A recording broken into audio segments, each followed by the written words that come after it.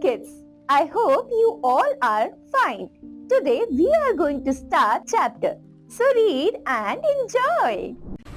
Chapter 7 Jai, the Jewel of India. Read and enjoy.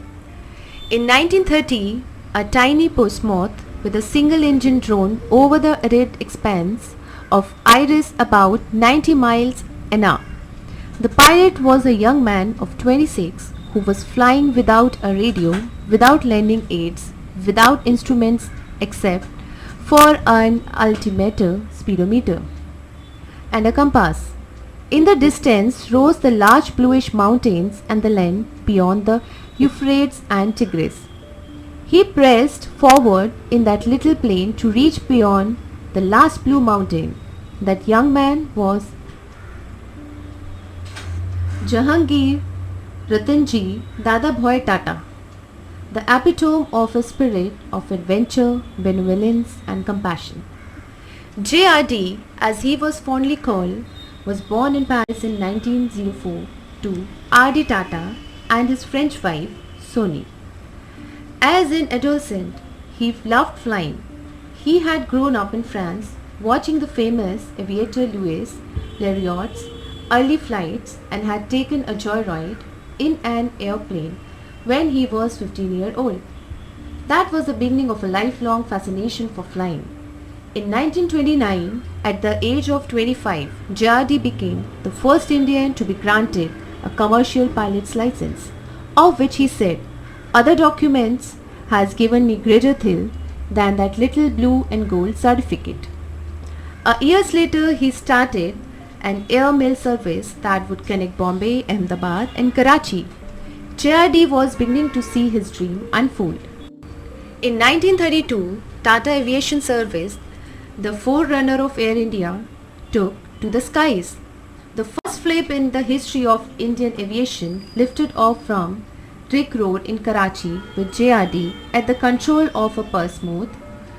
JRD nurtured his airline through up to 1953 when the government of Jawaharlal Nehru nationalized Air India. It was a decision which saddened him. Nevertheless, he continued as a very dedicated chairman to the company. Air India was never just a job for JRD. It was a labor of love. He personally supervised on aspects of the airline. Under his stewardship, Air India became a award-winning world carrier. His guiding principle and work ethic was always aim at perfection, for only then you will achieve excellence. By JRD believed that trifles make perfection, but perfection was no trifle. The nation builder. JRD had a deep sense of national interest and was keenly interested in developing the country's scientific and economic capacities.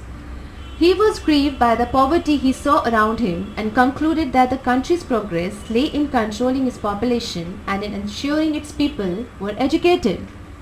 He fervently believed that India had great intellectual talent. Nation building wasn't mere rhetoric for him. He proved his genuineness by transferring his personal wealth to JRD Tata Trust he set up in 1944 to aid educational and other institutions. A few years later, he sold a part of his share in one of the Tata companies and bought an apartment in Bombay. He used this money to establish the JRD and Thelma Tata Trust, which still works to improve the lot of India's disadvantaged women. Other institutions like the Tata Institute of Fundamental Research, the Tata Memorial Hospital, the Tata Institute of Social Sciences, the National Institute of Advanced Studies, and the National Center for the Performing Arts, each example of excellence in its field, were projects that would not have come to fruition without JRD's steadfast support. The man. As an individual, JRD was modest and endearing and had a fine sense of humor, but he could not take kindly to a show-off pomposity, carelessness and a casual attitude. When a friend began a letter to JRD with the "Dear J" salutation, he wrote back, "I have looked up the dictionary and find that a jay is a noisy, chattering European bird of brilliant plumage and figuratively an impertinent chatterer or simpleton. For future reference, please note that my name is spelled Ching, an abbreviation of Jehangir. Any resemblance between me and the bird is purely coincidental. Despite his very public persona, JRD was a shy and reticent man. He was never interested in receiving honors but was showered with them, much to his amusement. When he was told the government of India was thinking of giving him the Bharat Ratna, the country's highest civilian award, he responded with modesty and with, "Why me? I don't deserve it. The Bharat Ratna is usually given to people who are dead, or it is given to politicians. I am not prepared to oblige the government on the former, and I am not the latter." JRD had the unique ability to form bonds with people of all ages and backgrounds. As a man of principle who followed his dream, he was an inspiration to many. Kalpana Chawla, the astronaut who died in 2003 in the Columbia Space Shuttle disaster, cited JRD and his pioneering airmail flights as her inspiration for taking up aeronautics. To Sudha Murthy, co-founder of the technology company Infosys, he was a model of humility. Nobody was too insignificant or small for him to acknowledge. One of JRD's colleagues recounts that touched the lives of countless others, rich and poor, managers and workers, who were drawn him as a leader who demonstrated principle of trust, sincerity and diligence.